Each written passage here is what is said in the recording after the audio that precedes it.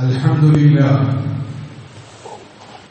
لله رب العالمين نحمده سبحانه وتعالى ونستعينه ونؤمن به ونتوكل عليه ونعوذ بالله من شرور أنفسنا ومن سيئات أعمالنا من يهده الله فلا مضل له ومن يضلله فلا هادي له وأشهد أن لا إله إلا الله وحده لا شريك له وأشهد أن محمدا عبده ورسوله أرسله بالهدى ودين الحق ليظهره على الدين كله ولو كره المشركون اللهم صل على محمد وعلى آل محمد كما صليت على إبراهيم وعلى آل إبراهيم وبارك على محمد وعلى آل محمد كما باركت على إبراهيم وعلى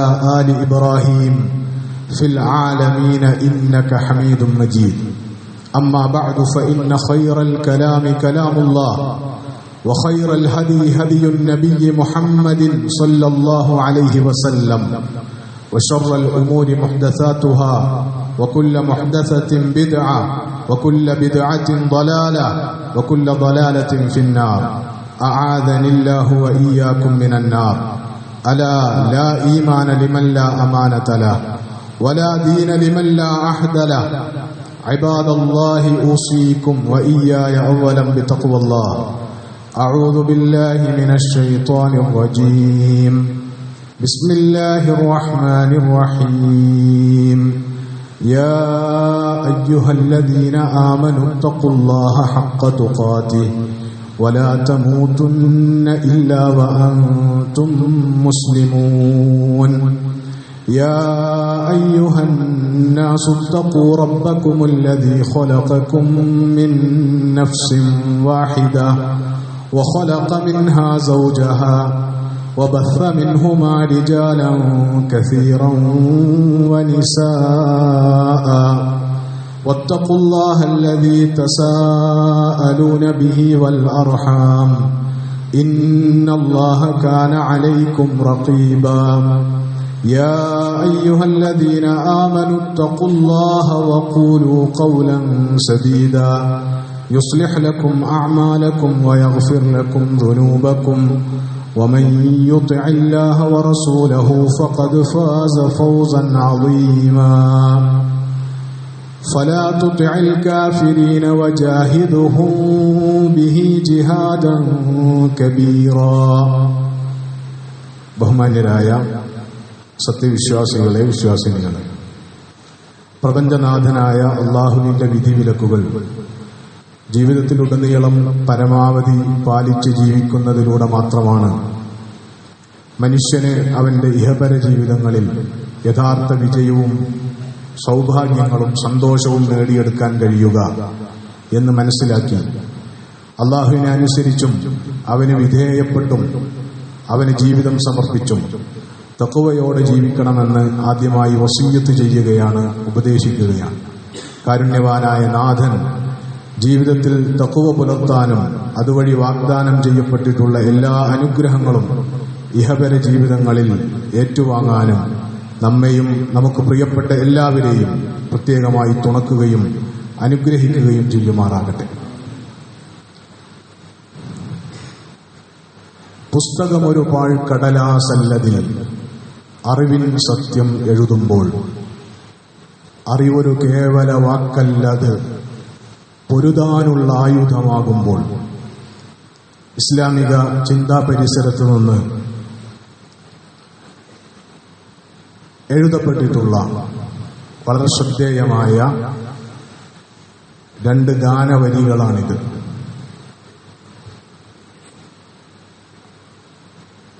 പുതിയ പുസ്തകങ്ങളുടെ മണമേറ്റ് വിജ്ഞാന ലോകത്തിന്റെ പുതിയ കവാടങ്ങൾ തുറന്ന് നമ്മൾ പുതിയ ഒരു അധ്യയന വർഷത്തിലേക്ക് പ്രവേശിച്ചിരിക്കുകയാണ്. ഈ സന്ദർഭത്തിൽ കടലാസുകൾ കൂട്ടിത്തുന്നിയുണ്ടാക്കിയ കുറെ ഏടുകളുടെ പേരല്ല പുസ്തകമെന്നും ആ കടലാസുകളിൽ എഴുതി വെക്കപ്പെട്ട അറിവിൻ സത്യമാണ്, ആ അറിവിൻ സത്യത്തിന്റെ പേരാണ് യഥാർത്ഥത്തിൽ പുസ്തകമെന്നും, അറിവെന്ന് പറഞ്ഞാൽ കേവലം വാക്കുകളും അക്ഷരങ്ങളുമല്ലെന്നും, മറിച്ച് അറിവ് മനുഷ്യനെ സംബന്ധിച്ചിടത്തോളം ജീവിതത്തിൽ പൊരുതാനും പൊരുതി ജയിക്കാനുമുള്ള സവിശേഷമായ ആയുധമാണെന്നുമാണ് ആ ഗാനവരികൾ നമ്മളോട് പറഞ്ഞു തരുന്നത്. അറിവ് ആയുധമാവുക, ജീവിതത്തിൽ പൊരുതുക, പോരാടുക, സമരം ചെയ്യുക എന്നൊക്കെ പറയുമ്പോൾ നമ്മുടെ മുമ്പിലേക്ക് ഏറ്റവും ആദ്യം കടന്നുവരുന്ന ചിത്രം ഗസയുടേതാണ്.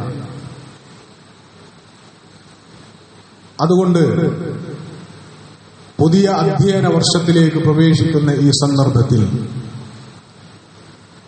നമുക്ക് ഗസയെ കേട്ടുനോക്കാം. ഗസയിലെ നമ്മളെപ്പോലെയുള്ള വിദ്യാർത്ഥികളായ കുട്ടികളെ കേട്ടുനോക്കാം. അവരുടെ കൂട്ടത്തിൽ നിന്ന് അവരുടെ പ്രതിനിധിയായി അന്താരാഷ്ട്ര തലത്തിൽ ഇന്ന് ശ്രദ്ധ നേടിക്കൊണ്ടിരിക്കുന്ന റമളാൻ മഹ്മൂദ് അബൂജസർ എന്ന അത്ഭുത ബാലനെ നമുക്ക് ഇന്ന് കേട്ടുനോക്കാം. ഇക്കഴിഞ്ഞ മെയ് 25, 26 തീയതികളിൽ ദോഹയിൽ നടന്നിട്ടുള്ള 15ാമത് അൽ ജസീറ ഫോറത്തിൽ തൂഫാനുൽ അഖ്സക്ക് ശേഷം മിഡിൽ ഈസ്റ്റിലെ ഗതിമാറ്റങ്ങൾ എന്ന തലക്കെട്ടിലാണ് ആ വലിയ അക്കാദമിക ഫോറം നടന്നിട്ടുള്ളത്. അതിൽ ഏറ്റവും ശ്രദ്ധേയമായ ഒരു പ്രഭാഷണം ഗസയിൽ നിന്നുള്ള 9 വയസ്സുകാരനായ റമളാൻ അബൂജസറിൻ്റെതാണ്. ആ പ്രഭാഷണത്തിൽ അവൻ ലോകത്തോട് പറഞ്ഞിട്ടുള്ള കാര്യങ്ങളിൽ പ്രധാനപ്പെട്ട ചില വാചകങ്ങൾ ഇങ്ങനെയാണ്. അവന്റെ സംസാരത്തിന്റെയും ഭാഷയുടെയും അവന്റെ ആശയ ഉള്ളടക്കത്തിന്റെയും കനമറിയാൻ ഞാനത് അറബിയിൽ ഉദ്ധരിക്കുകയും അതിന്റെ പരിഭാഷ പറയുകയുമാണ് ആദ്യം ചെയ്യുന്നത്. പ്രഭാഷണം പൂർണ്ണമായല്ല, അതിന്റെ പ്രധാനപ്പെട്ട ചില ഭാഗങ്ങൾ. അവനാ ലോകത്തെ വളരെ പ്രമുഖരായ നേതാക്കന്മാർ, അക്കാദമിക പണ്ഡിതന്മാർ, ഭരണകർത്താക്കൾ, ഇങ്ങനെ തുടങ്ങി അന്താരാഷ്ട്ര തലത്തിൽ ശ്രദ്ധേയരായ മഹൽ വ്യക്തിത്വങ്ങൾ അണിനിരന്നിട്ടുള്ള ഒരു പരിപാടിയിലാണ് എല്ലാവരുടെയും ശ്രദ്ധ ഏറ്റുവാങ്ങിക്കൊണ്ട് ആ 9 വയസ്സുകാരൻ ഒരു ചെറിയ പ്രഭാഷണം നടത്തിയിട്ടുള്ളത്. അവന്റെ വാക്കുകളിൽ ചിലത് ഇങ്ങനെയാണ്: ഹറമത്നി ഹാദിഹിൽ ഹർബു അൻ ഉക്മില ദിറാസതി ഫി സ്വഫിർ റാബിഅ. ഈ നടക്കുന്ന യുദ്ധം എന്നെ എന്റെ 4ാം ക്ലാസ്സിലെ പഠനം പൂർത്തിയാക്കുന്നതിൽ നിന്ന് തടഞ്ഞു കളഞ്ഞു. ഹറമത്നി അൻ ഉഖാബില അസ്തിഖാഇ ഫിൽ മദ്രസ. ഈ യുദ്ധം എന്നെ സ്കൂളിൽ എന്റെ കൂട്ടുകാരെ കണ്ടുമുട്ടുന്ന അവസരങ്ങളിൽ നിന്ന് എന്നെ തടഞ്ഞു കളഞ്ഞു. അത്തഖാബലു മഅഹും ഫി മറാകിസിൽ ഈവാ വഫി ത്വാബൂരിൽ മാഇ വൽ ഖുബ്സ്. ഇപ്പോൾ ഞാൻ അവരെ കണ്ടുമുട്ടിക്കൊണ്ടിരിക്കുന്നത് അഭയാർത്ഥി ക്യാമ്പുകളിലും നീണ്ട വെള്ളത്തിന് വേണ്ടിയോ റൊട്ടിക്ക് വേണ്ടിയോ ക്യൂ നിൽക്കുന്ന നീണ്ട വരികൾക്കിടയിലുമാണ് ഞാൻ എൻ്റെ കൂട്ടുകാരെ കണ്ടുമുട്ടിക്കൊണ്ടിരിക്കുന്നത്. എന്ന് മാത്രമല്ല, വകതീറൻ മാ ഉഖാബിലു അസ്മാഅഹും ഫീ ഇദാദിൽ ജർഹ വശുഹദാ, എന്നല്ല അവരിൽ അധിക പേരുടെയും പേരുകൾ ഞാൻ കണ്ടുകൊണ്ടിരിക്കുന്നത് ഓരോ ദിവസവും വലിയ ബോംബാക്രമണങ്ങളിൽ മുറിവേൽക്കുകയും അല്ല രക്തസാക്ഷികളാവുകയും ചെയ്യുന്നവരുടെ പേരുകളിലാണ്. ആ പേരുകളുടെ കൂട്ടത്തിലാണ് ഞാൻ എൻ്റെ കൂട്ടുകാരുടെ പേരുകൾ ഇപ്പോൾ കണ്ടുകൊണ്ടിരിക്കുന്നത്. ലം യബ്ഖലി മിൻ സീറത്തി ദാത്തിയ സിവാ ബഖായാ ഹുലൂമി, എനിക്കിപ്പോൾ എൻ്റെ ജീവിതത്തിൽ എന്റെ സ്വപ്നങ്ങളുടെ ചില ശേഷിപ്പുകളല്ലാതെ മറ്റൊന്നും ബാക്കിയില്ല.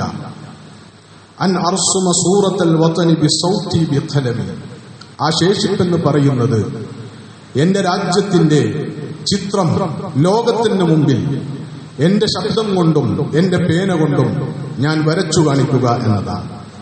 അൻ അൻകുല ഖിസ്സതി വഖിസസി അത്ഫാൽ ഫിലസ്തീൻ, എന്റെ കഥയും എന്നെപ്പോലെയുള്ള ഫലസ്തീനിലെ കുട്ടികളുടെ കഥയും ലോകത്തിന് കൈമാറ്റം ചെയ്യുക എന്നതാണ് ഇപ്പോൾ എനിക്ക് ബാക്കി നിൽക്കുന്ന കാര്യം. വറുബ്ബമാ തുഹാവിലു ഹാദിഹിൽ ഹർബു അൻ തസ്ലുബ മിന്നിൽ അംന വൽ ബൈത വൽ അമാൻ, ഈ യുദ്ധം ഒരുപക്ഷേ എന്നിൽ നിന്ന് എന്റെ സുരക്ഷയും എന്റെ സമാധാനവും എന്റെ വീടും കവർന്നെടുക്കാനാണ് ശ്രമിച്ചുകൊണ്ടിരിക്കുന്നത്. ലാകിന്നഹാ ലൻ തസ്ലുബൽ ഹഖീഖത വൽ ഇറാദത മിന്നി, പക്ഷേ ഈ യുദ്ധത്തിൽ ഒരിക്കലും എന്റെ കൈവശമുള്ള സത്യത്തെയും എന്റെ ഇച്ഛാശക്തിയെയും കവർന്നെടുക്കാനാവില്ല. ഇങ്ങനെ പറഞ്ഞുകൊണ്ടാണ് അവൻ ആ പ്രഭാഷണം തുടർന്നത്. ഈ വാക്കുകളുടെ ഗരിമ, ഈ സംസാരത്തിന്റെ ഉള്ളടക്കത്തിന്റെ ഗാംഭീര്യം ലോകത്തെ അത്ഭുതപ്പെടുത്തിയതാണ്. അൽ ജസീറ ഫോറത്തിന് ശേഷം അൽ ജസീറ മുബാഷിർ ചാനലിന് വേണ്ടി അൽ ജസീറയിലെ ഏറ്റവും പ്രമുഖനായ ഒരു വാർത്താ അവതാരകൻ ഏതാണ്ട് 20 മിനിറ്റോളം നേരം അൽ ജസീറ പോലെയുള്ള ഒരു അന്താരാഷ്ട്ര ചാനലിന്റെ വളരെ വിശാലമായ ഗാംഭീര്യമുള്ള സ്റ്റുഡിയോക്കകത്ത് മുഖാമുഖമിരുത്തി അവനെ ഇന്റർവ്യൂ ചെയ്തു. അതിൽ അയാൾ ചോദിച്ച ചില ചോദ്യങ്ങൾ, അതിനവൻ നൽകിയ മറുപടികൾ അതിശയകരമാണ്. അയ്യു ഷൈഇൻ അസ്അബു ഫീ ഗസ്സ, അവതാരകന്റെ ഒരു ചോദ്യം അതാണ്. ഗസ്സയിൽ നീ നേരിട്ട അല്ലെങ്കിൽ നിങ്ങൾ നേരിട്ടുകൊണ്ടിരിക്കുന്ന ഏറ്റവും പ്രയാസകരമായ കാര്യം എന്താണ്? അവന്റെ മറുപടി സ്വറാഹത്തൻ കുല്ലു ഷൈഇൻ മൗജൂദ് ഫീ ഗസ്സ സഅബ് ലകിൻ അസ്അബ ഷൈഇൻ ഫീ ഗസ്സ ഫുഖ്ദാനുൽ അഹ്ബാബ്, ഗസ്സയിൽ എല്ലാ കാര്യങ്ങളും പ്രയാസകരമാണ്. പക്ഷേ അതിലേറ്റവും പ്രയാസകരമായ കാര്യം പ്രിയപ്പെട്ടവർ കൊല്ലപ്പെട്ട് ഷഹീദുകളായി നഷ്ടപ്പെട്ടു പോകുന്നതിന്റെ വേദനയാണ് ഏറ്റവും പ്രയാസകരം. ഫഖുത്തു അന വൽഹംദുലില്ലാഹ് 120 ശഖ്സൻ മിൻ ആയിലതി, ഞാൻ തന്നെയും എനിക്ക് എന്റെ കുടുംബത്തിലെ 120 പേരെ നഷ്ടപ്പെട്ടിരിക്കുന്നു. അതിനിടയിൽ അള്ളാഹുവിനെ സ്തുതിക്കാൻ അവൻ മറക്കുന്നില്ല. ഹസ്ബുനല്ലാഹു വ നിഅമൽ വക്കീൽ, ഞങ്ങൾക്ക് അല്ലാഹു മതി, ഭരമേൽപ്പിക്കാൻ ഏറ്റവും പറ്റിയവൻ അവനാണ്. ഈ സംസാരം ഇങ്ങനെ വളരെ ഗംഭീരമായി നിർഗളിക്കുന്ന ഇതിന്റെ അത്ഭുതത്തിൽ ആ അവതാരകൻ അവനോട് പറഞ്ഞു, ലുഗത്തുക്കൽ അറബിയ്യ ജമീല, മാഷാ അല്ലാഹ് മീനില്ലി അല്ലമക ബിഹാദ ശക്ൽ, നിന്റെ ഭാഷ, നിന്റെ സംസാര ശൈലി വളരെ മനോഹരമാണ്. ആരാണ് നിന്നെ ഇങ്ങനെ പഠിപ്പിച്ചത്? അവന്റെ മറുപടി, അൽഹംദുലില്ലാഹ് ബിഫദ്ലില്ലാഹി അസ്സ വജൽ സുമ്മ ബിഫദ്ലി മാമാ വബാബ, അള്ളാഹുവിനാണ് സർവസ്തുതി. ഒന്നാമതായി അള്ളാഹുവിന്റെ അനുഗ്രഹം കൊണ്ട്, രണ്ടാമതായി എന്റെ ഉമ്മയുടെയും ഉപ്പയുടെയും അവരെന്നോട് കാണിച്ച ഔദാര്യം കാരണമായി.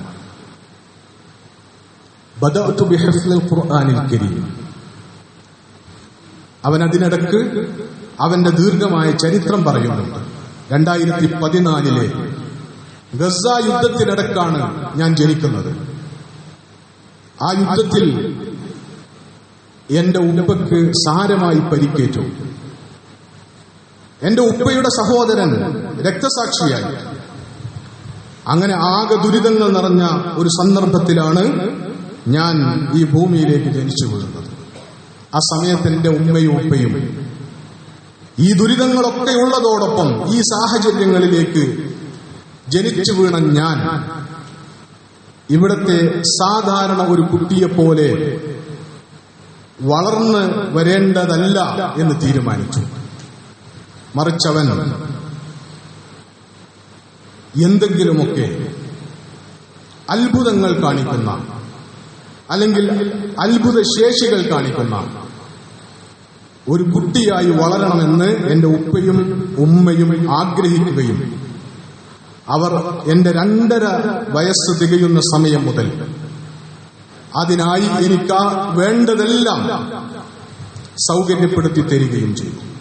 എന്റെ ഉപ്പയാണ് എനിക്ക് വിദ്യാഭ്യാസം നൽകിയത്.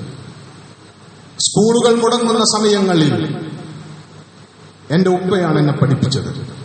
എന്നിട്ട് അവൻ പറയുന്നത്, ഞാൻ എങ്ങനെ എന്റെ പഠന ജീവിതം ആരംഭിച്ചത് വിശുദ്ധ ഖുർആനിന്റെ മനപ്പാഠവും അതിന്റെ പഠനവും വെച്ചുകൊണ്ടാണ് ഞാൻ തുടങ്ങിയത്. അവന്റെ വാക്കുകൾ ഇങ്ങനെയാണ്: ബദഅതു ബിഹിഫ്ളിൽ ഖുർആനിൽ കരീം ഹുവല്ലദീ സഅദനി അൻ അസില ഇലാ ഹാദൽ മുസ്തവ. എന്നെ ഇപ്പോഴുള്ള ഈ നിലവാരത്തിലേക്ക് എന്നെ ഉയർത്തിക്കൊണ്ടുവരാൻ എന്നെ സഹായിച്ചത് ഖുർആനിന്റെ പഠനമാണ്, ഖുർആനിന്റെ ഹിഫ്ളാണ്. അൽഹംദുലില്ലാഹ് ഹഫിൾതു 13 ജുസ്അൻ മിനൽ ഖുർആനിൽ കരീം. അല്ലാഹുവിനാണ് സ്തുതികൾ അത്രയും. എനിക്ക് ഖുർആനിൽ നിന്ന് 13 ജുസ്ഉകൾ മനപ്പാഠമാക്കാൻ സാധ്യമായിട്ടുണ്ട്. വദാലിക വസ്സലനി ഇലാ ഖദ്രിൻ മുതഫവ്വിഖിൻ മിനൽ ഫസാഹതി വൽ ഇൽം. അതാണ് ഈ സംസാരശേഷിയിലും ഭാഷാശേഷിയിലും അറിവിന്റെ നിലവാരത്തിലും എന്നെ ഇത്ര മികച്ച നിലവാരത്തിലേക്ക് എന്നെ ഉയർത്തിയത് ഖുർആനിന്റെ പഠനമാണ്. സുമ്മൽ ഖിറാഅ. രണ്ടാമത്തെ കാര്യം വായനയാണ്. ഞാൻ സ്വയം തന്നെയും വായനയുടെ കാര്യത്തിൽ ഹാർഡ് വർക്ക് ചെയ്തു. വഖറഅതു ഹത്തൽ ആൻ 1500 ഖിസ്സ വകിതാബ് വൽഹംദുലില്ലാഹ്. അല്ലാഹുവിനാണ് സ്തുതികൾ അത്രയും. ഇതുവരേക്കും 1500 കഥകളും പുസ്തകങ്ങളും ഞാൻ വായിച്ചിട്ടുണ്ട്. അവതാരകൻ റമദാനോട് ചോദിച്ചു, വലുതാകുമ്പോൾ ആരാകണമെന്നാണ് ആഗ്രഹം? അവൻ പറഞ്ഞു, അതിപ്പോൾ തീർത്ത് പറയാനാവില്ല. കാരണം നമുക്ക് കുട്ടികളാകുമ്പോൾ ചില ആഗ്രഹങ്ങളും സ്വപ്നങ്ങളും ഒക്കെ ഉണ്ടാകും. വലുതാകുമ്പോൾ അതൊക്കെ മാറി മറിയും. ലക്കിൻ ഇന്നി ഫീ ഹാദൽ ഉമരി അത്തമന്ന അൻ അകൂന സാഹിബ അസരിൻ വസാഹിബ ബസ്മ. പക്ഷേ എന്റെ ഇപ്പോഴത്തെ ഈ അവസ്ഥയിൽ, ഈ പ്രായത്തിൽ ഞാൻ കൊതിക്കുന്നത്, ഞാൻ ആഗ്രഹിക്കുന്നത്, ഞാൻ ലോകത്ത് ജനങ്ങൾക്കിടയിൽ സ്വാധീനമുള്ള ഒരാളാവണം, ഒരു ഇൻഫ്ലുവൻസർ ആവണം, അല്ലെങ്കിൽ ലോക ചരിത്രത്തിൽ വിരൽമുദ്ര പതിപ്പിച്ചിട്ടുള്ള ഒരാളായിരിക്കണം എന്നാണ് ഞാൻ ആഗ്രഹിക്കുന്നത്. എന്നിട്ട് അവൻ അങ്ങനെ വിശദീകരിക്കുന്നുണ്ട്, ഞാൻ വായിച്ച കഥകളിൽ ഭൂരിഭാഗവും ഈ ലോകത്ത് കടന്നുപോയിട്ടുള്ള മഹാന്മാരായ പണ്ഡിതന്മാർ, കവികൾ, മറ്റ് സാഹിത്യകാരന്മാർ അങ്ങനെയുള്ളവരാണ്. ഇമാം ഷാഫിഈയെ പോലെയുള്ള, അഹ്മദ് ഷൗക്കിയെ പോലെയുള്ള കവികൾ, ഇവരെക്കുറിച്ചൊക്കെയാണ് ഞാൻ വായിച്ചത്. അവരുടെ ജീവചരിത്രം എന്നെ അത്ഭുതപ്പെടുത്തി. മാഷാ അല്ലാഹ്, വർഷങ്ങൾക്കപ്പുറം ജീവിച്ചു മരിച്ചു പോയവരാണവർ. പക്ഷേ ഇന്നും ലോകത്തെ ജനങ്ങൾക്കിടയിൽ അവർ വലിയ സ്വാധീനമുണ്ടാക്കും. അതുപോലെ ലോകത്ത് ജനങ്ങൾക്കിടയിൽ സ്വാധീനമുള്ള ഒരാളായി മാറണമെന്നും വഅൻ അൻഫഅ ഉമ്മതി വവതനി വദീനി, എന്റെ ഉമ്മത്തിനും എന്റെ രാജ്യത്തിനും എന്റെ ദീനിനും പ്രയോജനം ചെയ്യാൻ കഴിയുന്ന ഒരാളായി മാറണം വലുതാകുമ്പോൾ. അത്രയേ എനിക്കിപ്പോൾ തിട്ടമുള്ളൂ. അതല്ലാതെ ഏത് മേഖലയിൽ വലുതാകുമ്പോൾ ഉണ്ടാകും എന്നതിനെക്കുറിച്ച് ഇപ്പോൾ പറയാനാവില്ല എന്നാണ് അവൻ പറഞ്ഞത്. അറിവ് ഒരു വിദ്യാർത്ഥിയുടെ ഉള്ളിൽ വെളിച്ചമായി കത്തുമ്പോൾ സംഭവിക്കുന്ന അത്ഭുതമാണ് റമളാൻ അബൂജസറിൽ നമ്മൾ കാണുന്നത്. ലോകം മുഴുവൻ എതിരെ നിന്നാലും പോരാടാനും പൊരുതാനും ജയിക്കാനും അറിവിനെ ആയുധമാക്കാൻ കഴിയുമെന്നതിന്റെ വിസ്മയ കാഴ്ചയാണ് റമളാൻ അബൂജസറിൽ നമ്മൾ കാണുന്നത്. പുതിയ ഒരു അധ്യയന വർഷത്തിൽ വിജ്ഞാനത്തിന്റെ പുതിയ കവാടങ്ങൾ കടന്ന് പുതിയ പുസ്തകങ്ങളുമായി ആ പുസ്തകത്തിന്റെ പുതുമണവുമായി നമ്മൾ ഒരു വലിയ ഇസ്ലാമിക കലാലയത്തിന്റെ ക്യാമ്പസിനകത്തേക്ക് കടന്നു വന്നിരിക്കുകയാണ്.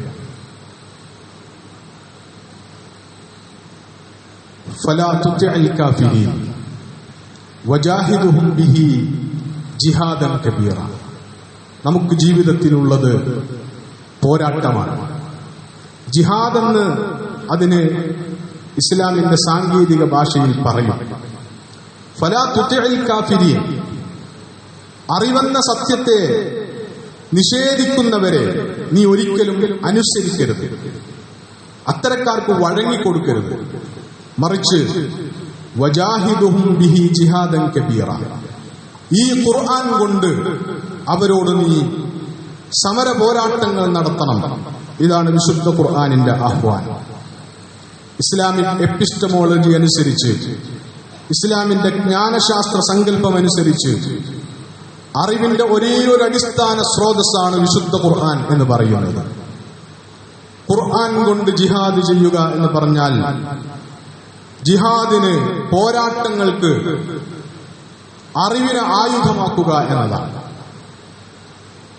അങ്ങനെ ജീവിതത്തിൽ പോരാട്ടത്തിന് ആയുധമാവേണ്ടുന്ന, അറിവിന് മൂർച്ച കൂട്ടേണ്ടുന്ന സമയങ്ങളിലേക്ക്, ഇടങ്ങളിലേക്ക് ആണ് നമ്മൾ കടന്നു വന്നിട്ടുള്ളത്. ഈ വഴിയിൽ നമുക്ക് അല്ലാഹുവിന്റെ അനുഗ്രഹങ്ങൾ ഉണ്ടാകും, തീർച്ചയാണത്. ഈ വഴിയിൽ നമുക്ക് അല്ലാഹുവിന്റെ മലക്കുകളുടെയും സകല ജനങ്ങളുടെയും സകല ജീവജാലങ്ങളുടെയും ആശീർവാദങ്ങളും പ്രാർത്ഥനകളും നമുക്കുണ്ടാകും. പക്ഷേ അറിവെന്ന ആയുധത്തിന്റെ മാഹാത്മ്യം അറിയാൻ, അത് മൂർച്ച കൂട്ടാൻ, അതിനത്യധ്വാനം ചെയ്യാനുള്ള ഇച്ഛാശക്തി നമുക്കുണ്ടാവേണ്ടി വരും. നമ്മൾ ശാന്തപുരം എന്ന വലിയ പാരമ്പര്യമുള്ള ഒരു മഹല്ലിലേക്ക് കൂടിയാണ് കടന്നു വന്നിട്ടുള്ളത്. ഈ മഹല്ല് പ്രാർത്ഥനകളോടെ, പ്രത്യേകിച്ചും ഈ വർഷം പുതുതായി അൽജാമിയയിലേക്ക് കടന്നു വന്ന പ്രിയ വിദ്യാർത്ഥികളെ സ്വാഗതം ചെയ്യുന്നു. ആ വിദ്യാർത്ഥികൾക്ക് സ്നേഹവും കരുതലും പ്രാർത്ഥനകളും നൽകണമെന്ന് മഹല്ലുവാസികളോട് ഈ സന്ദർഭത്തിൽ വളരെ വിനയപൂർവ്വം അഭ്യർത്ഥിക്കുകയും ചെയ്യും.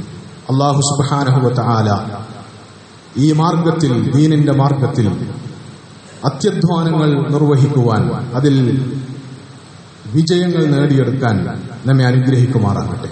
വഅഖൂലു ഖൗലി ഹാദാ വഅസ്തഗ്ഫിറുല്ലാഹ ലീ വലക്കും ഫസ്തഗ്ഫിറൂഹു ഇന്നഹു ഹുവൽ ഗഫൂറുർ റഹീം.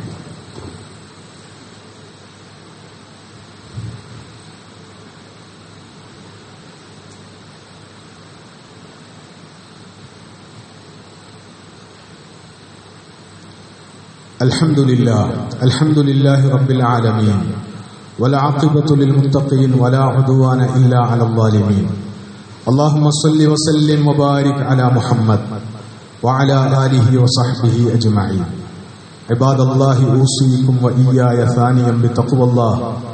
يا أيها الذين آمنوا اتقوا الله ولتنظر نفس ما قدمت لغد വത്തഖുല്ലാഹ ഇന്നല്ലാഹ ഖബീറും ബിമാ തഅമലൂൻ.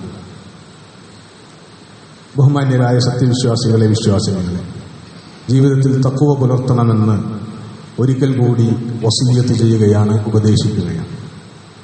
2-3 പ്രധാനപ്പെട്ട കാര്യങ്ങൾ പരാമർശിക്കേണ്ടതുണ്ട്. നമ്മൾ രാജ്യത്തെ ഒരു വലിയ തെരഞ്ഞെടുപ്പിന് ശേഷമുള്ള സന്ദർഭത്തിലാണുള്ളത്.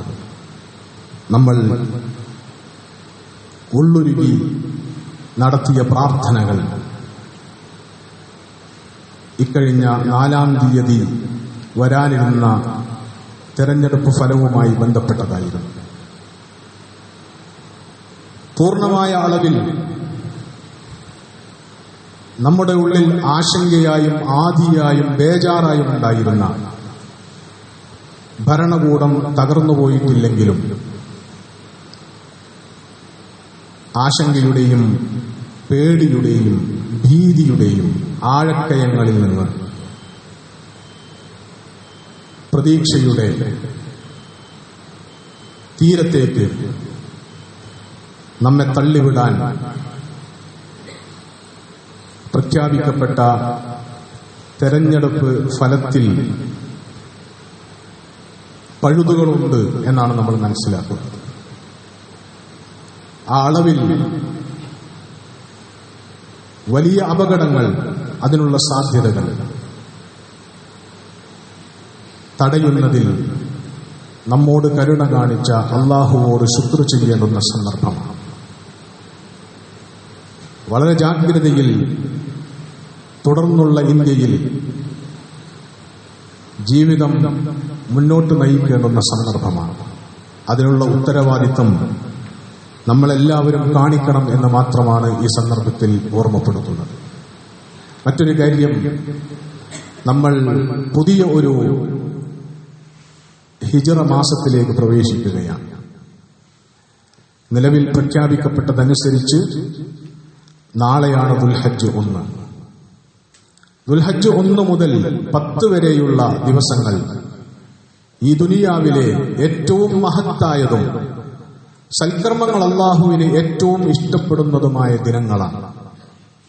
ഇതിനോളം അല്ലാഹുവിന് സൽക്കർമ്മങ്ങൾ ഇഷ്ടമാകുന്ന മറ്റു ദിനങ്ങളേതുമില്ല എന്ന് റസൂലുള്ളാഹി സ്വല്ലല്ലാഹു അലൈഹി വസല്ലം പഠിപ്പിച്ചിട്ടുള്ളതാണ്. അതുകൊണ്ട് നന്മകളുടെ അളവ് വർദ്ധിപ്പിക്കാൻ, നന്മകളുടെ കനം കൂട്ടുവാൻ വലിയ പരിശ്രമങ്ങൾ നടത്തേണ്ടുന്ന സന്ദർഭമാണിത് എന്ന് എല്ലാവരെയും ഓർമ്മപ്പെടുത്തുകയാണ്. എല്ലാതരം സൽക്കർമ്മങ്ങളും അല്ലാഹുവിന് ഏറ്റവും പ്രിയങ്കരമാകുന്ന ദിനങ്ങളാണ്. അതുകൊണ്ട് സൽക്കർമ്മങ്ങൾ ധാരാളമായി വർദ്ധിപ്പിക്കാൻ കച്ചകെട്ടി ഇറങ്ങുക നാളെ മുതൽ എന്ന് പ്രത്യേകം ഓർമ്മപ്പെടുത്തുകയാണ്. മറ്റൊരു കാര്യം, വളരെ ആകസ്മികമായി നമ്മുടെ പ്രിയപ്പെട്ട അൽജാമിയയിലെ മാട്ടടി ഹോസ്റ്റലിലെ സെക്യൂരിറ്റി ജീവനക്കാരനായിരുന്ന സുബൈർക്ക മരണപ്പെട്ടതിനെക്കുറിച്ചുള്ള അനുസ്മരണമാണ്. അള്ളാഹു അദ്ദേഹത്തിന് മഗ്ഫിറത്തും മർഹമത്തും നൽകി അനുഗ്രഹിക്കുമാറാകട്ടെ. ആ മരണത്തെ തുടർന്നുണ്ടായ ഒരു ചിന്ത പങ്കുവെക്കാനാണ് അത് ഇക്കാര്യം പറയുന്നത്. അദ്ദേഹത്തിന്റെ ജനാസയിൽ പങ്കെടുത്തപ്പോൾ അവിടെ വിളിച്ചു പറഞ്ഞത് അദ്ദേഹത്തിന്റെ സ്വഭാവ മഹിമയെക്കുറിച്ചാണ്. വളരെ വിനയാന്വിതനായി എല്ലാവരോടും ചുരിയോടുകൂടി മാത്രം സമീപിച്ചിട്ടുള്ള ഒരാൾ. അപ്പൊ അദ്ദേഹത്തിന് എന്നാലും എന്തെങ്കിലുമൊക്കെ സംഭവിച്ചിട്ടുണ്ടെങ്കിൽ പൊരുത്തപ്പെട്ടു കൊടുക്കണം എന്ന് സാധാരണ പറയുന്നത് പോലെ അവിടെ പറഞ്ഞിട്ടുണ്ട്. അപ്പൊ സ്വാഭാവികമായും നമ്മളെല്ലാവരും അദ്ദേഹത്തിന് പുറത്തു കൊടുത്തിരിക്കുന്നു, പൊരുത്തപ്പെട്ടു കൊടുത്തിരിക്കുന്നു. അദ്ദേഹത്തിൽ നിന്ന് അങ്ങനെ ദുരനുഭവങ്ങൾ ഉണ്ടായവർ അധികമാരും ഉണ്ടാവുകയില്ല അദ്ദേഹത്തിന്റെ ഒരു പ്രകൃതമനുസരിച്ച്. പക്ഷേ അപ്പോഴുണ്ടാകുന്ന ഒരു ചിന്ത നമ്മളെക്കുറിച്ചാണ്. സുബൈർക്ക ഇങ്ങോട്ട് ചെയ്തത്, അല്ലെങ്കിൽ നമ്മളിൽ നിന്ന് മരിച്ചുപോയ ഒരാൾ, അയാളുടെ മയ്യത്ത് നമ്മുടെ മുൻപിൽ വെച്ച് അയാൾ നമ്മളോടെന്തെങ്കിലും ചെയ്തിട്ടുണ്ടെങ്കിൽ പൊരുത്തപ്പെട്ടു കൊടുക്കണം എന്ന് പറയുമ്പോൾ അയാൾക്ക് പൊരുത്തപ്പെട്ടു കിട്ടാനുള്ള ഒരു ചാൻസ് അവിടെ കിട്ടുന്നു. പക്ഷേ സുബൈർക്കയുടെ പ്രകൃതം വെച്ച്, അല്ലെങ്കിൽ അതുപോലെ നമ്മൾക്കിടയിലുള്ള മനുഷ്യരുടെ പ്രകൃതം വെച്ച് നമ്മൾ അണ്ടർ എസ്റ്റിമേറ്റ് ചെയ്ത മനുഷ്യന്മാർ, നമ്മൾ പരിഹസിച്ചവർ, നമ്മൾ ഏതെങ്കിലും അർത്ഥത്തിൽ അനീതിയോ അന്യായമോ ചെയ്തവർ, നമ്മൾ അങ്ങനെ പിണങ്ങിയവർ, ഇങ്ങനെയുള്ള ആളുകൾ നമുക്കിടയിൽ നിന്ന് മരിച്ചു പോകുന്നതോടുകൂടി നമ്മൾ അവരോട് ചെയ്തിട്ടുള്ള അന്യായത്തിന് പൊരുത്തപ്പെടിക്കാനുള്ള നമ്മുടെ ചാൻസ് നഷ്ടപ്പെട്ടിരിക്കുന്നു എന്ന യാഥാർത്ഥ്യം നമ്മുടെ മനസ്സിലേക്ക് വരണം. അതുകൊണ്ട് അമലുസ്വാലിഹിൽ, സൽക്കർമ്മങ്ങളിൽ ഏറ്റവും പ്രധാനപ്പെട്ട ഒരു സൽക്കർമ്മം അൽ ഇസ്ലാഹു ദാത്തിൽ ബൈൻ, അള്ളാഹുവുമായിട്ടുള്ള ബന്ധം നന്നാക്കുന്നത് പോലെ തന്നെ പ്രധാനമാണ് മനുഷ്യർക്കിടയിലുള്ള ബന്ധങ്ങൾ നന്നാക്കുക. അതുകൊണ്ട് പിണക്കങ്ങൾ, വൈരാഗ്യങ്ങൾ, വിദ്വേഷങ്ങൾ, ശത്രുതകൾ, ഒരാൾ മരിച്ചു പോകുന്നതോടുകൂടി അയാൾക്ക് നമുക്ക് പൊരുത്തപ്പെട്ടു കൊടുക്കാനുള്ള ചാൻസ് അപ്പോഴും നിൽക്കുകയാണ്. പക്ഷേ നമുക്ക് അയാളെ കൊണ്ടൊന്ന് പൊരുത്തപ്പെടിക്കാനുള്ള ചാൻസ് നഷ്ടപ്പെടുകയാണ്. ആ കേസ് പിന്നീട് അള്ളാന്റെ വിചാരണയ്ക്ക് വേണ്ടി പരലോകത്തേക്ക് എത്തുകയാണ്. അതുകൊണ്ട് ദുനിയാവൊരൊറ്റ ജീവിതമേ ഉള്ളൂ. അത് വളരെ ക്ഷണികമാണ്, നമ്മുടെ നിയന്ത്രണത്തിനല്ല, എപ്പോഴും അവസാനിക്കുന്നതാണ്. ഇതൊക്കെ നമ്മുടെ അനുഭവങ്ങൾ നമ്മളോട് വിളിച്ചു പറയുന്നതാണ്. അതറിഞ്ഞ് പെരുമാറണമെന്ന് ആദ്യം എന്നെയും തുടർന്ന് നിങ്ങൾ ഓരോരുത്തരെയും ഈ സന്ദർഭത്തിൽ പ്രത്യേകം ഉത്ബോധിപ്പിക്കുകയാണ്. അള്ളാഹു നമ്മെ അനുഗ്രഹിക്കുമാറാകട്ടെ. അല്ലാഹുമ്മ ഗ്ഫിർ ലിൽ മുഅ്മിനീന വൽ മുഅ്മിനാത്ത് വൽ മുസ്ലിമീന വൽ മുസ്ലിമാത്ത് അൽ അഹ്യാഇ മിൻഹും വൽ അംവാത്ത് إنك مجيب الدعوات يا قاضي الحاجات طيب ثراهم واجعل الجنة مأوانا ومأواهم اللهم أجرنا من النار اللهم أجرنا ووالدينا من النار ربنا ظلمنا أنفسنا وإن لم تغفر لنا وترحمنا لنكونن من الخاسرين ربنا اغفر لنا ولإخواننا الذين سبقونا بالإيمان ولا تجعل في قلوبنا غلا للذين آمنوا ربنا إنك رؤوف رحيم ربنا اغفر لنا ولآبائنا ولأمهاتنا رب ارحمهم كما ربونا صغارا ربنا هب لنا من أزواجنا وذرياتنا قرة أعين وجعلنا للمتقين إماما اللهم ارحم موتانا وموتى المسلمين واشف مرضانا ومرضى المسلمين اللهم فقهنا في الدين اللهم علمنا ما ينفعنا وانفعنا بما علمتنا ربنا زدنا علما اللهم ربنا آتنا في الدنيا حسنة وفي الآخرة حسنة وقنا عذاب النار اللهم كن لإخواننا المسلمين المستضعفين في كل مكان في العالم يا رب العالمين ربنا توفنا مسلمين والحقنا بالصالحين ربنا تقبل منا إنك أنت السميع العليم وتب علينا إنك أنت التواب الرحيم فاغفر لنا يا غافر المذنبين وارحمنا بأنواع رحمتك يا أرحم الراحمين وصلى الله تعالى وسلم على خير خلقه سيدنا محمد وعلى آله وصحبه أجمعين.